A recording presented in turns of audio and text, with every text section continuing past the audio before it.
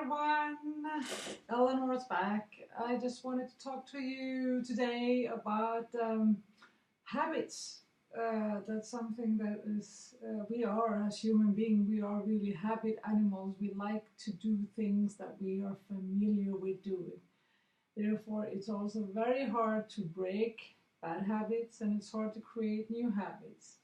So I want everyone, when you start this journey, if you're starting the journey, or if you want to restart your healthy journey, to think about everything that you want to start doing, because whatever you start might become habits. So whether it's good or bad. So for example, I know a lot of people, they started with shakes after the surgery and then they kept on doing the shakes for so long. So it's really, really hard to stop because now it has become a habit. Um, I have taken on a few habits on my own. They're not too bad, so it's not really a problem. But for example, since I stopped, I quit with all refined sugar just before I had my surgery. So I had to replace, to find something else that was good for me, and that was like, I like cashew nuts. So I would then start having a little bit of cashew nuts every night. And today, 18 months later, it's very hard. I mean, it's not bad. I'm not gaining any weight. I'm fine. I can have my cashew nuts, but it's a quite expensive thing to have every single day. So I say to myself, okay, I'm just going to have it in the weekends and something. But it's really, really hard to stop with my cashew nuts. And therefore, everything we do, we have to think about this thing that I'm doing now. Is it good? Is it something that I want to be able to do? Whether it's a good thought, you have to find something that you know that you will be able to keep up doing. And if you want to stop something, you have to stop it constantly. I mean, you have to be, consistent and not doing it until it will stop. Because we are, I mean, this whole process is as much,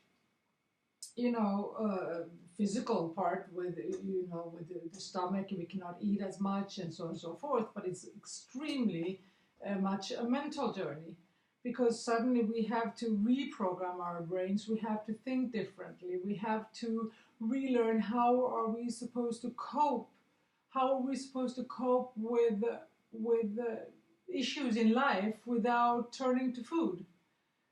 How are we supposed to deal with all these different situations, stress, emotions, and everything without going to foods? And that's something that from day one after surgery you have to work with. I mean, or you have to work by yourself by reading and finding and analyzing. And if you feel that that's not something you manage to do, then you have to seek help, or from support groups, or go to professional people to help you. I mean, some people have much deeper psychological problem behind their overweight, and for those, I really tell you, seek help, because you're going to need it. It's going to be a tough journey otherwise. I mean, this is not these surgeries. Many people, when we enter these on our journeys, we believe that this is the solution to our problem, but they are not. These surgeries are not solutions to our problems.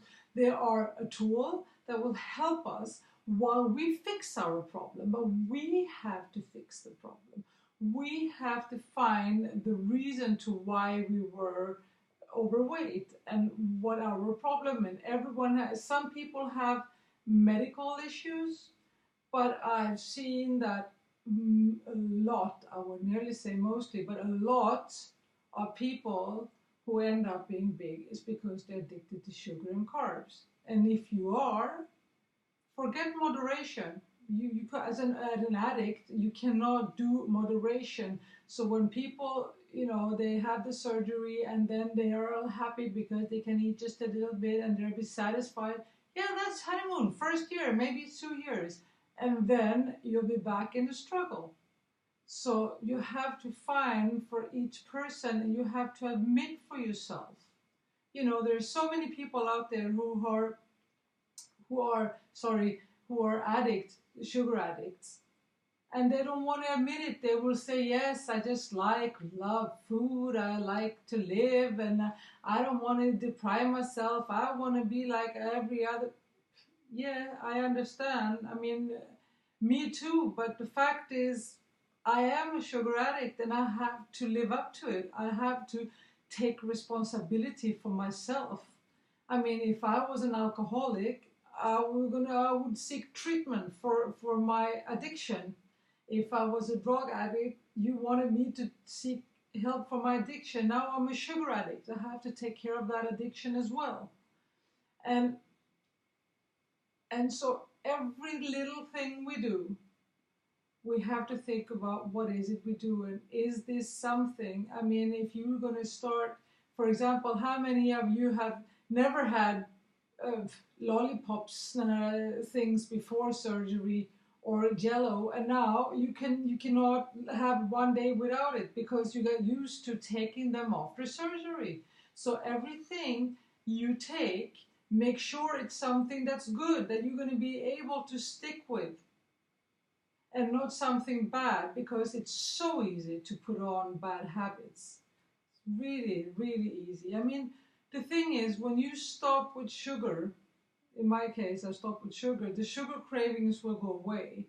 I'm still a human, I'll still have cravings, but today my cravings are, if I feel like extra one night, I'll take some extra nuts. So I'll take a slice of salmon, and I'll take some avocado, and that will satisfy me, and I will be happy with it. So it is so important that every time you want to stop doing something, think about doing it consistently over and over and over and over again until it's gone. And then when you do something, or you add something new, because we're all gonna, the doctors tell us we have to change our lifestyle. I mean, changing a lifestyle, when they talk about that, they don't mean do exactly what you do, but you just do it in less bigger portions, and you just substitute the sugar for sugar substitutes. That's not what they're meaning. If you want to have a successful, long time road, you have to change your ways. And there is not 50 ways about changing ways. It's really to actively work on it every day. Being consistent with the things you want to or implement or stop. So, I mean, I'm working myself on, I need to be more going to the fitness more consistently. That's my goal, because I have, life comes in, so I go 2-3 times a week, and then something happens, or kids are sick, blah blah blah blah blah, and then I won't go for a little while, and then I go again. So that's something I'm working on. But for me now, the food thing is good. I feel comfortable.